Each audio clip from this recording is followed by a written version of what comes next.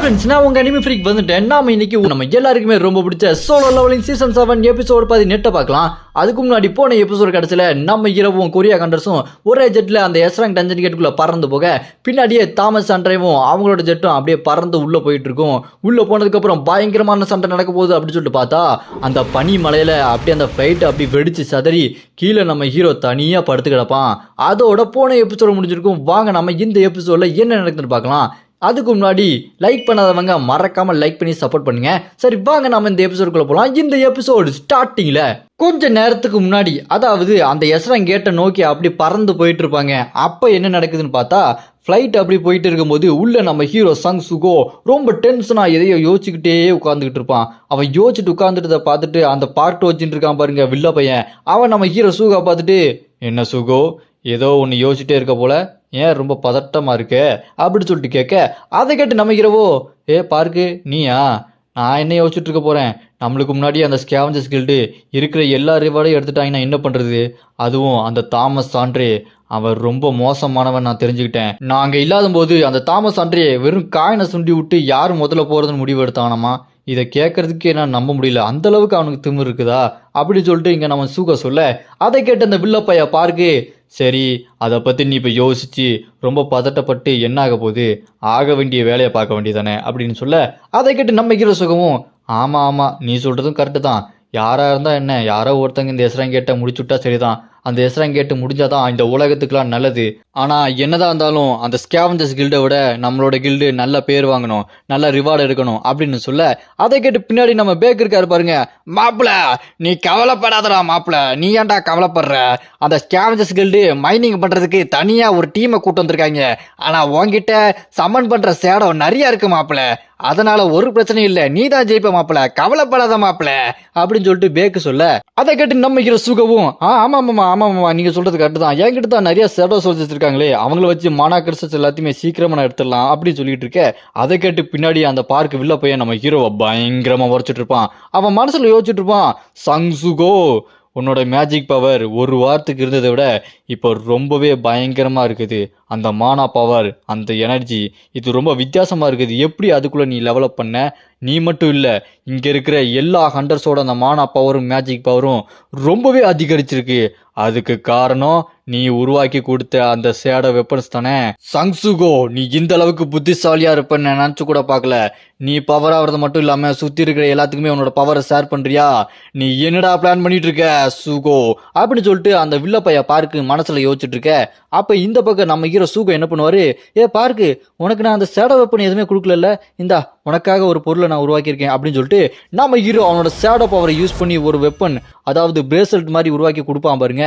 அப்ப நம்ம ஹீரோ சுகோ அந்த வில்ல பையனை பார்த்துட்டு, இந்தாடா பார்க்கு இதை நான் உனக்காக தான் கஷ்டப்பட்டு நேற்று உருவாக்குனேன், அது மட்டும் இல்லாமல் நான் இது வரைக்கும் நிறைய சம்பவம் பண்ணியிருக்கேன், அதெல்லாம் நீ பார்த்தும் பார்க்காத மாதிரி கண்டுக்கிடாம விட்டுருக்க, என்னை வேலை செய்ய விட்டுருக்க, அதுக்கு இது நன்றி செலுத்துற விதமா ஒரு கிஃப்டா வச்சுக்கோ அப்படின்னு சொல்லிட்டு நம்ம ஹீரோ சுகோ அந்த வில்ல பையன் பார்க்குக்கு பிரேஸ்லெட் வெப்பனை கொடுக்க, அதை பார்த்துட்டு அந்த வில்ல பையன், ஆமா சுகோ இது உன்னோட பவர் வச்சு தானே உருவாக்குற, அப்படின்னா இது என் உடம்புல இருந்ததுன்னா என்னோட பவர் எப்படிப்பட்டது, நான் யாரு, என்னோட பர்சனல் எல்லாத்தையுமே நீ கண்ட்ரோல் பண்ணலாம்ல, நீ என்ன பர்சனலாக கண்காணிக்கணும்னு நினைக்கிறியாடா அப்படி அந்த வில்ல பையன் நம்ம சூகோ பார்த்து சொல்ல, அதை கேட்டு நம்ம சூகவும் பதறிடுவான், டே என்னடா பேசிட்டு இருக்க, நான் என்ன உன்னை கண்காணிக்கிறதுக்காக அதை கொடுத்துட்டு இருக்கேன், அதெல்லாம் ஸ்பை மிஷினா, நான் என்னோட சேட பவரை யூஸ் பண்ணி அதை கிரியேட் பண்ணேன், அவ்வளோதான்டா, நீ என்ன இப்படி பேசிட்டு இருக்க, உனக்கு அதை போட விருப்பம் இல்லை, அதை போடுறதுக்கு ஒரு மாதிரி இருக்குன்னா நீ போட வேண்டாம், நான் என்ன உன்னை ஃபோர்ஸ் பண்ணவாடா போறேன், ஏன்டா இப்படிலாம் பேசிட்டு இருக்க அப்படின்னு சொல்லிட்டு நம்ம ஹீரோ சூகோ சொல்ல, அதை கேட்டு அந்த பார்க்கு அப்படியே யோசிச்சு பார்ப்பான். ஒரு பிளாஷ்பேக்ல அந்த அர்சா பூச்சிகளின் மோனாருக்கு வாரிசு இருக்கா பாத்தீங்களா, அவ சொல்லியிருப்பாள்ல,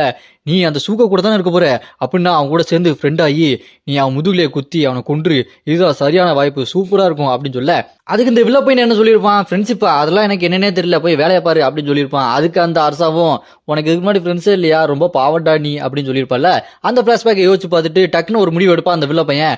நம்ம ஹீரோ கொடுத்த அந்த பிரேஸ்லெட்டை கையில மாட்டிக்கிட்டு, நீ சொல்றது உண்மையா இருந்தா இது என்னை கண்காணிக்காது, அப்படின்னா நான் இதை போட்டு நல்லாவே யூஸ் பண்றேன், ரொம்ப தேங்க்ஸ்டா சுகோ, உன்னை நம்பிதான் இதை மாட்டுறேன் அப்படின்னு சொல்ல, அதை கேட்டு நம்ம ஹீரோ சுகோ, ஐயா பவன் கொடுத்தா ஓவரா பண்ணிட்டு இருக்கான் பாரு அப்படின்னு சொல்லிட்டு நம்ம ஹீரோ சுகோ மனசுல யோசிச்சுட்டு இருப்பாரு. அப்படியே இந்த பக்கம் பார்த்தா நம்ம சாய் இருக்காரு பாருங்க, ஃப்ளைட்டை ஓட்டிட்டு இருக்காருங்க நம்ம சாயி. அவர் திரும்பி பார்த்து சொல்லிட்டு இருப்பாரு, டே மக்கா எல்லாரும் ரெடி ஆகணும்டா, நம்ம இந்த ரைடுல ஜெயிச்சே ஆகுறோம், அந்த ஸ்கேவஞ்சர்ஸ் கில்டை அடிச்சு நொறுக்குறோம், எல்லாரும் கவனமா கேளுங்க, நாம இப்போ எஸ் ரேங்க் டஞ்சன் கேட்டுக்குள்ள நுழைய போறோம்டா அப்படின்னு சொல்ல அந்த ஃப்ளைட் அப்படியே உள்ள போக சுத்தி ஒரே பனி மலையா இருக்கும். அதை பார்த்து மற்ற ஹண்டர்ஸ்லாம், என்னடா இது பார்க்கறதுக்கு இவ்வளோ பயங்கரமா இருக்கு, இதுதான் எஸ் ரேங்க் டஞ்சன் கேட்டா, இது ரொம்பவே பெருசா இருக்கே, இதை ஒரே நாளில் எப்படிடா கிளியர் பண்ண முடியும், நம்ம சேர்மன் சவுல் இதை ஒரு நாளில் கிளியர் பண்ண சொன்னாரு, என்ன ஆக போகுதோ, உயிர் தப்பிப்போனா தெரியலையே அப்படி சொல்லிட்டு பயந்து பார்த்துட்டு இருப்பாங்க மற்ற ஹண்டர்ஸ் எல்லாம்.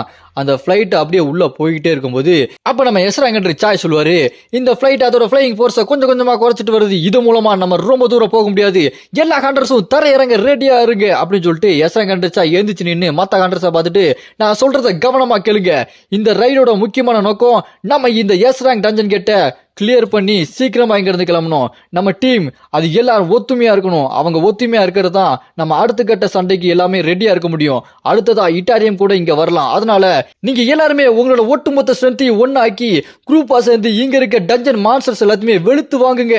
நீங்க இப்போ என்ன பண்ண போறீங்க, நாங்க டஞ்சன் கேட்ட முடிக்க போறோம் சார், எஸ் சார் நீங்க சொன்னது ரைட் சார் அப்படின்னு சொல்லிட்டு அங்க இருக்க மத்த ஹண்டர்ஸ்லாம் ஓகே சொல்லிட்டு சண்டைக்கு ரெடியா இருப்பாங்க. இந்த பக்கம் அந்த பார்க் வில்ல பையனும் ஒரு மாதிரி முழிச்சுக்கிட்டு, ஓ அப்படின்னா நீங்கெல்லாம் குரூப்பா சேர்ந்து எங்க கூடயே சண்டை போடுவீங்களா, சரி சரி சரி, ஆனா ஒரு விஷயம் என்னன்னா, இங்க நீங்க நினைக்கிறது ஒன்றும் அவ்வளவு ஈஸியா நடக்காது, நான் என்ன நினைக்கிறேனோ அது மட்டும் தான் நடக்கும் அப்படி சொல்லிட்டு அந்த வில்லப்பைய மனசுல யோசிச்சுட்டு இருக்கும்போது பக்கத்துல யாரோ உட்காந்துட்டு இருக்காங்க, யார் அது அப்படின்னு சொல்லிட்டு பார்த்தா, அட இவன் ஞாபகம் இருக்காங்க, இதுக்கு முன்னாடி உள்ள எபிசோட்ல வந்திருப்பான் எஸ் ரேங்க் ஹண்டர் சியோக்கு அந்த அர்சா பொண்ணு அப்டேட் பண்ண அந்த ஸ்டார் ஸ்டோனை கொடுக்க அந்த வில்லப்பையன் அந்த ஸ்டார் ஸ்டோனை எடுத்துட்டு இவன் கண்ணிலே சொருகி இவனை அடிமையாக்கியிருக்கான்.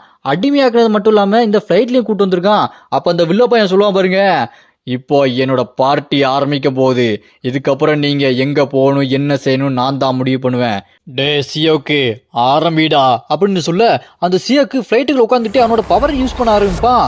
இந்த பக்கம் நமக்கிற சூகோக்கு என்னடா திடீர்னு இவ்வளவு வெளிச்சம் வருது, எங்க இருந்து வருது அப்படின்னு சொல்லிட்டு முடிச்சுட்டு இருப்பானா, பார்த்தா அடுத்த செகண்டே அந்த ஃபிளைட்டு சும்மா வெட்டிச்சு சதறும் பாருங்க. ஓ இவன் தான் பண்ணியிருக்கானா, நானும் இங்க இருக்க மான்ஸ்டர் தான் அதை பண்ணிச்சு நினைச்சிட்டு இருந்தேன். அந்த ஃபிளைட் அப்படியே வெடிச்சு சதறி கீழே விழுந்துட்டு இருக்க. இங்க பார்த்தா நம்ம தாமஸ் ஆண்ட்ரையும் அவங்க கில்டு ஹண்டர்ஸ் எல்லாருமே கீழே ஏற்கனவே வந்துட்டாங்க.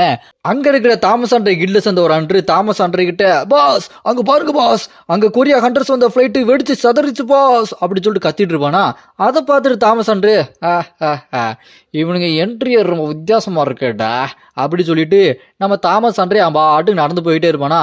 அதை பார்த்துட்டு அந்த அன்று, பாஸ் என்ன பாஸ் நீங்க பாட்டுக்கு போயிட்டு இருக்கீங்க அப்படி சொல்லிட்டு கேட்க, அதுக்கு தாமஸ் அன்று, ஏன் நீ வேணா போய் அவங்கள எடுத்து புதைச்சி கல்லறை கட்டி இறுதி அஞ்சலி செலுத்திட்டு வாயேன், டேய் அவங்களும் எஸ் ரேங்க் ஹண்டர்ஸ் தான்டா, இதெல்லாம் அவங்களுக்கு ஒண்ணுமே பண்ணாது, இப்ப நம்ம எதுல கவனம் செலுத்தணும் அப்படின்னா இங்க இருக்க மான்ஸ்டர்ஸை வெளுத்து வாங்க வேண்டியதுதான், இந்த ரைடு ஆரம்பிக்கலாமா அப்படி சொல்லிட்டு தாமஸ் ஆண்ட்ரே அங்க இருக்கிற மான்ஸ்டர்ஸை கொல்ல போவான் பாருங்க. அங்க பார்த்தா பெரிய பெரிய மானா வந்து நின்றுட்டு இருக்கும். அப்படியே இந்த பக்கம் பார்த்தா நம்ம ஹீரோ சூகோ அப்படியே அந்த பனியில விழுந்து கிடக்க கண்ணை மெதுவா முழிச்சிட்டு, இங்க என்னாச்சு, டே சாய் உனக்கு வண்டி ஓட்ட தெரியும்னு சொன்னியடா, நீதாண்டா டிரைவரு, உன்னைய தாண்டா ஓட்ட சொல்லணும், நல்லா ஜம்முன்னு விளக்க வச்சுட்றப்போ ஏன் இப்படி நடந்தது அப்படி சொல்லிட்டு நம்ம ஹீரோ சூகோ மனசுல யோசிச்சுட்டு இருப்பாரு. அப்புறம் நம்ம ஹீரோ சூகோ எந்திரிச்சு உட்காந்துட்டு, இந்த ஃபிளைட் வெடிச்சதுல ஆளுக்கு ஒவ்வொரு பக்கம் சதறி போய் விழுந்துட்டாங்க போல இருக்கு, இந்த சேடோ வெப்பனுக்கு ஒன்றும் ஆகாததை பார்த்தாலே தெரியுது அவங்களுக்கு ஒண்ணுமே இருக்காதுன்னு, இப்ப நான் அவங்க எங்க அப்படின்னு சொல்லிட்டு கண்டுபிடிச்சே ஆகணும் அப்படின்னு சொல்லிட்டு ராய்ஸ் அப்படின்னு சொல்ல ஷேடோ சோல்ஜர்ஸ் எல்லாம் அப்படி வந்து நிற்கும். நம்ம ஹீரோ அந்த ஹண்டர்ஸ் எல்லாம் எங்க இருக்காங்க கண்டுபிடிக்க அப்படின்னு சொல்ல அவங்கள தேடி போய் அந்த மற்ற ஹண்டர்ஸை கண்டுபிடிச்சிருவாங்க. அங்க இருக்கிற அந்த எஸ்ராங்கன்ற சாயை பார்த்து நம்ம ஹீரோ சூகோ சொல்லுவாரு, இப்போ ஆல்ரெடி ரொம்பவே லேட் ஆயிடுச்சு, அந்த ஸ்கேவஞ்சர்ஸ் கில்டை சேர்ந்த தாமஸ் ஆண்ட்ரே எல்லாருமே ஃபர்ஸ்ட் உள்ள போயிட்டாங்க, நம்ம ரொம்ப லேட்டு, சாய் நீங்க எல்லாத்தையுமே ஒன்னா கூப்பிட்டு ரைடுக்கு போங்க அப்படின்னு சொல்லிட்டு நம்ம ஹீரோ மனசுல யோசிச்சுட்டு இருப்பான். இவங்கள பார்த்தாலே தெரியுது இவங்க ரொம்பவே ஸ்ட்ராங்கா இருக்காங்க, இவங்களுக்கு என்னோட ஹெல்ப் தேவையில்லை, நான் இப்போ என்னோட வேலையை தனியா பார்க்கலாம்னு நினைக்கிறேன் அப்படி சொல்லிட்டு நம்ம ஹீரோ சுகோ சும்மா செம்ம ஸ்பீடா மின்னல் மாதிரி ஓடிட்டு இருப்பான் பாருங்க. அப்படி ஓடிட்டு இருக்கும்போது பார்த்தா முன்னாடி அரை நீளா மாதிரி ஒரு பனிமலை இருக்கும். அதை பார்த்துட்டு நம்ம ஹீரோ, இந்த பனிமலையில தான் அந்த ஃபைனல் பாஸ் இருப்பான், இவனை நான் போய் போட்டு தள்ளிட்டு இந்த டஞ்சன் ரைடை சீக்கிரமா முடிக்கிறேன் தாமஸ் ஆண்ட்ரைக்கு முன்னாடியே அப்படி சொல்லிட்டு நம்ம ஹீரோ சுகோ செம்ம ஸ்பீடா அந்த மலையை பார்த்து வேகமா ஓடிட்டு இருக்க. அப்ப பட்டாருன்னு அந்த தரையெல்லாம் உடஞ்சி சத்தரு பாருங்க. சுகோ அப்படி ஏர்ல ஜம்ப் பண்ணிட்டு கீழே பார்த்துட்டு பார்த்துட்டு இருப்பான். என்னாச்சு திடீர்னு வெடிச்சு சதறுது அப்படின்னு சொல்லிட்டு பார்த்தா அங்க தரைக்கு கீழே இருந்து மேல அந்த ஐஸ் மான்ஸ்டர்ஸ் எல்லாம் வந்து நிக்கும் பாருங்க. அதை பார்த்துட்டு சுகோ, இந்த மான்ஸ்டர்ஸ் எல்லாம் இவ்வளவு நேரம் அண்டர் கிரவுண்ட்ல ஒளிஞ்சிட்டு இருந்ததா, அப்படின்னா நான் என்னோட ஹண்டிங் வேலையை ஆரம்பிக்க வேண்டியதான், வாங்கடா அப்படின்னு சொல்லிட்டு நம்ம ஹீரோ சுகோ அவனோட ஷேடோ பவரை யூஸ் பண்ணி ஸ்கில் டெஸ்ட்ரக்ஷன் அப்படின்னு சொல்லிட்டு அந்த மான்ஸ்டர் நெத்திலே கத்தி வச்சு இறக்கும் பாருங்க. அது வாயிலெல்லாம் ரத்தம் தெறிக்கும். அப்புறமா நம்ம ஹீரோ சுகோ அந்த கால்நட் இருக்கிற கையை முறுக்கிக்கிட்டு இப்போ தாண்டா ரைட் ஆரம்பிச்சிருக்கு, என்னோட வேட்டையை நான் ஆரம்பிக்கிறேன் அப்படி சொல்லிட்டு சுகோ செம சந்தோஷமா சண்டை போட ஆரம்பிப்பான் பாருங்க. அப்படியே கட் பண்ண அந்த மலையில ஒரு பெரிய கதவு இருக்கு. உள்ள பார்த்தா அட ஃப்ராஸ்ட் மோனார்க்கோட பிரம்மாண்டமான சிலைங்க. பார்க்கறதுக்கு பாகுபலி சிலை மாதிரி பிரம்மாண்டமாக வச்சுருக்காங்க. அங்கே முன்னாடி யாரோ ஃப்ராஸ்ட் மோனார்க்கை கும்பிட்டுட்டு இருக்காங்க. யாருன்னு பார்த்தா அந்த ஃப்ராஸ்ட் மோனார்க்கோட வாரிசு தாங்க. அந்த குழந்தை அப்படி கும்பிட்டுட்டு இருக்கும் பாருங்க அந்த ஃப்ராஸ்ட் மோனார்க்கை. தாத்தா தாத்தா நீங்கள் இல்லாமல் நாங்கள் எப்படி தாத்தா வாழ போகிறோம்? இந்த கிராமத்தில் எல்லா பெரியவங்களும் இங்கேருந்து போயிட்டாங்க. எங்களை மாதிரி சின்ன சின்ன குழந்தைங்க தான் இருந்தாங்க. எங்களோட சாச்சாவும் இங்கேருந்து கொஞ்ச நாள் இல்லை, எப்பயாச்சும் ஒரு நாள் போயிடுவாங்க. சாச்சா போயிட்டாங்க அப்படின்னா நான் தான் இந்த கிராமத்துக்கு ஒரு மூத்தவளாக இருப்பேன். நான் தான் எல்லாத்தையுமே வழி நடத்தணும். நான் எப்படி அதெல்லாம் பண்ண முடியும்? இவ்வளோ பெரிய பொறுப்பை என்னால் ஏற்றுக்க முடியுமா? நாங்கள் யாருமே இல்லாமல் கஷ்டத்துலேயும் பயத்துலையும் இருக்கும்போது வானத்தில் கருப்பு உருவத்தில் இருக்க டிராகனில் தான் எங்களோட சாச்சா கடவுள் மாதிரி வந்தாங்க அப்படி சொல்லிட்டு அந்த குழந்தை சொல்ல பார்த்தா அட கைசல் மாதிரி இருக்குதுங்க ஷேடோ டிராகனு.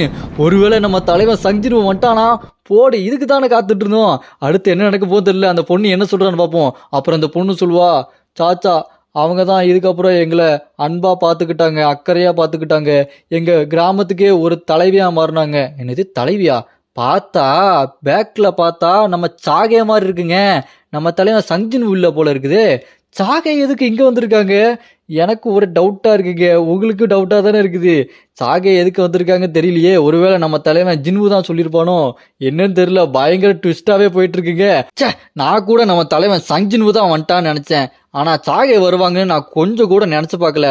அப்படின்னா இன்னும் கொஞ்சம் எபிசோட்ல நம்ம தலைவன் சஞ்சின்வு வர்றதுக்கு நிறைய வாய்ப்பு இருக்குங்க. யாரெல்லாம் நம்ம தலைவனை அப்படி எதிர்பார்த்துட்டு இருக்கீங்களோ இந்த வீடியோக்கு மறக்காம லைக் பண்ணுங்க. அப்புறம் அந்த குழந்தை சொல்லிட்டு இருக்கோம், அவங்க எங்கள் கிராமத்துக்கு நம்பிக்கையும் தைரியத்தையும் கொடுத்தாங்க, எங்களை ரொம்ப நல்லா பார்த்துக்கிட்டாங்க, பெரிய பெரிய ஆபத்துலேருந்துலாம் எங்களை காப்பாற்றினாங்க. ஆனால் அவங்க உண்மையான உலகத்தை பற்றி பேசும்போதும் இதுக்கு முன்னாடி உள்ள உலகத்தை பற்றி சொல்லும் போதும் என் மனசில் ஒரு பயம் பதட்டம் அது எப்பவுமே வந்துட்டுருக்கும். ஆனால் ஒரு நாள் இல்லை ஒரு நாள் கண்டிப்பாக சாச்சா எங்களை விட்டு போக போகிறாங்க. அப்போ நான் என்ன பண்ண போகிறேன்? இந்த பொறுப்பெல்லாம் என்கிட்ட தான் வரும். நான் தான் இந்த கிராமத்துக்கே தலைவியாக மாறணும். நான் என்ன பண்ண போகிறேன்? என்னால் இதெல்லாம் தாங்க முடியுமா அப்படின்னு சொல்லிட்டு ரொம்ப சோகமாக அங்கே உள்ளே இருந்து அவன் தாத்தாவை கும்பிட்டுட்டு வெளியே அந்த வில்லம்போட நடந்து வந்துக்கிட்டே இருப்பா பாருங்க. அப்போ சட்டார்னு ஒரு பெரிய ஐஸ் மான்ஸ்டரு வேகமாக வந்து அந்த பொண்ணை பிடிக்கலான்னு சொல்லிட்டு வரும் பாருங்க. அதை பார்த்துட்டு அந்த ஃப்ராஸ்ட் மோனார்க்கோட வாரிசு பொண்ணும், என்னது ஐஸ் மான்ஸ்டரா, இது எப்படி இங்கே வந்தது, இது இங்கே வந்திருக்கவே கூடாது அப்படி சொல்லி பார்த்துட்டு இருக்க. அந்த ஐஸ் மான்ஸ்டர் அப்படியே இந்த பொண்ணை பிடிக்கலான்னு போகும் பாருங்க. அவ்வளோ நேரம் அப்பாவியாக இருந்த அந்த பொண்ணு டக்குன்னு ஒரு ஜம்ப் அடிப்பா. அதுலேருந்து டாஜ் பண்ண அந்த ஐஸ் மான்ஸ்டர் அப்படியே தரையில் கை வச்சு அமுக்கிட்டு இருக்கும். அப்புறமா அந்த பொண்ணும் நான் உன்னை கொல்ல போறேன் அப்படின்னு சொல்லிட்டு வில்லத்தனமா பேச ஆரம்பிக்குது. அப்பன்னு பார்த்து என்ன ஆகுது, குறுக்க நம்ம ஹீரோவோட ஷேடோ சோல்ஜர் வந்து அங்க இருக்க அந்த ஐஸ் மான்ஸ்டர் தவடாலேயே ஓங்கி ஒரு குத்து அடிச்சு அடியில சும்மா ரத்தம் தெறிக்கும் பாருங்க. அதை பார்த்துட்டு இந்த பொண்ணும், என்னது மான்ஸ்டருக்குள்ள மான்ஸ்டரே சண்டை போடுதா, எப்படி, இதுக்கு சாத்தியமே இல்லையே அப்படின்னு செம்ம சாக்கா பார்த்துட்டு இருப்பா பாருங்க. அப்ப நம்ம ஹீரோ பேசுற சத்தம் கேட்கும். யார் அது பேசுறன்னு சொல்லிட்டு அந்த பொண்ணு பார்த்தா இந்த பக்கம் நம்ம ஹீரோ சும்மா கெத்தா ஸ்டைலா ஒரு பெரிய டைட்டன் ஷேடோ மேல அதோட தோள்பட்டையில நின்று இருப்பாரு. அப்படி நின்று அங்க இருக்க அந்த ஐஸ் மான்ஸ்டரை பார்த்துட்டு, இவன் ஒருத்தன் மட்டும்தான் தப்பிச்சு இங்க ஓடி வந்துட்டான், இவன் கொஞ்சம் புத்திசாலியா இருப்பான் போல இருக்கு, இங்க இருக்க மான்ஸ்டர்ஸ் மேல கொஞ்சம் கவனம் செலுத்தணும், எது புத்திசாலியா இருக்கு எது முட்டாளா இருக்குன்னு தெரியல, போட்டு அடிங்கடா போட்டு மிதிக்கடா அப்படின்னு சொல்ல அங்க இருக்கிற சேடா சொல்றது எல்லாம் போட்டு அடி அடின்னு அடிச்சு துவைச்சிட்டு இருக்கு பாருங்க. அதை பார்த்துட்டு நம்ம ஹீரோ, இப்படி தாண்டா பண்ணணும், ஒருத்தனையும் தப்பிக்க விடக்கூடாது, எல்லாத்தையும் போட்டு தள்ளுங்கடா, நான் இன்னும் கொஞ்சம் கவனமா இருக்கணும் அப்படி சொல்லிட்டு நம்ம ஹீரோ பார்த்துட்டு இருக்கும்போது இந்த பக்கம் அந்த பொண்ணு இருக்கு பாருங்க, அந்த ஃப்ராஸ்ட் மோனார்க்கோட வாரிசு பொண்ணு சட சட சடன் வேகமா நம்ம ஹீரோ பார்த்து ஓடி வருவா. நம்ம ஹீரோ அந்த பெரிய டைட்டன் ஷேடோ மேல நின்று இருப்பாரா. அப்படியே நம்ம ஹீரோ பார்த்து ஜம்ப் பண்ணி ஏர்ல போயிட்டு இருக்கும்போது அந்த பொண்ணு மனசுல யோசிச்சுட்டு இருப்பா, இவன் தான் காரணமா, இவன் தான் இங்க மான்ஸ்டர்ஸ் எல்லாத்தையுமே கொண்டு வந்தானா, அப்படின்னா இந்த பனி மேலே அமைதியாக இருக்கணும்னா நான் இவனை கொன்னே ஆகணும் அப்படின்னு சொல்லிட்டு நம்ம ஹீரோவை அடிக்க போவா அந்த பொண்ணு. அப்படியே போய் நம்ம ஹீரோவை அடிக்கலான்னு போகும்போது நம்ம ஹீரோ சூக என்ன பண்ணுவார், டக்குன்னு அந்த பொண்ணோட காலை பிடிச்சிட்டு, ஏய் நீயும் ஒரு மான்ஸ்டரா, உன்னை பார்த்தா சின்ன பொண்ணு மாதிரி இருக்குது அப்படி சொல்லிட்டு நம்ம ஹீரோ சுகோ சும்மா வெறித்தனமா கெத்தா கேப்பாரு பாருங்க. இதோட இந்த எபிசோடு இங்க முடியுது. போக போக கதையில ட்விஸ்ட் டேர்னு பயங்கரமா வந்துட்டு இருக்குங்க. இங்க நம்ம தலைவி சாகவே நான் கொஞ்சம் கூட எதிர்பார்க்கவே இல்லை. இதுக்கப்புறம் அடுத்தடுத்து என்ன நடக்க போகுது அப்படின்றத நாம அடுத்த எபிசோட் ரிலீஸ் ஆனோன்னு பார்க்கலாம். உங்களுக்கு இந்த எபிசோடு பிடிச்சா மறக்காம லைக் பண்ணுங்க. அடுத்த எபிசோடு வேணும்னு நினைச்சீங்கன்னா கமெண்ட்ல ரைஸ் அப்படின்னு கமெண்ட் பண்ணுங்க. நம்மளை எப்பவுமே சப்போர்ட் பண்ற நம்ம அனிமே ஃப்ரீக் ஃபேமிலி மெம்பர்ஸை நான் இப்ப ஸ்பெஷல் மென்ஷன் பண்றேன். Arunraj, Chitra, Yusuf Basha, Adithan, Naveen, Stephen, Kajan, Nareshkumar, Faizer, Ashwin Raja, Rajesh, SK Charis, Kuberan, Dev, Manoj, Harikesavan. நான் இன்னும் நிறைய பேரை மிஸ் பண்ணியிருப்பேன். நீங்கள் மறக்காமல் கமெண்ட் பண்ணுங்கள். நான் உங்களை அடுத்த வீடியோவில் மென்ஷன் பண்ணுறேன்.